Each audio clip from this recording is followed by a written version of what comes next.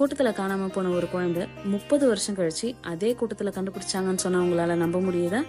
வாங்க பார்க்கலாம். நான் உங்கள் உமையாள்.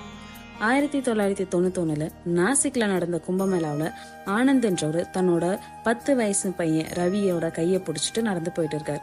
கூட்ட நெரிசல் அதிகமா இருந்ததால ரவி தொலைஞ்சு போயிடுறான். ஆனந்த் எங்க தேடியும் ரவி கிடைக்கவே இல்லை. ஆனந்தோட வாழ்க்கையே ஒரு தேடலா மாறிடுச்சு. 2021 அதே நாசிக் கும்பமேளால 30 வருஷம் கழிச்சு ஆனந்த் இன்னும் நம்பிக்கையோட அங்க வந்திருந்தாரு. இந்த முறை அங்க ஒரு காணாம போனவங்களை சேர்த்து வைக்கிற முகாம் ஒண்ணு நடந்துட்டு இருந்துச்சு. அவரு நான் 30 வருஷமா என்னோட பையன் ரவியை தேடிட்டு இருக்கேன்னு போய் சொன்னாரு. அதே நேரத்துல நடுத்தர வயசு ஆள் ஒருத்தவரும் அங்க வராரு தன்னோட குடும்பத்தை தேடி. நம்ப முடியுமா? அவர் தான் ரவி. அந்த 10 வயசு பையன் இப்போ 40 வயசு ஆளா மாறிட்டான்.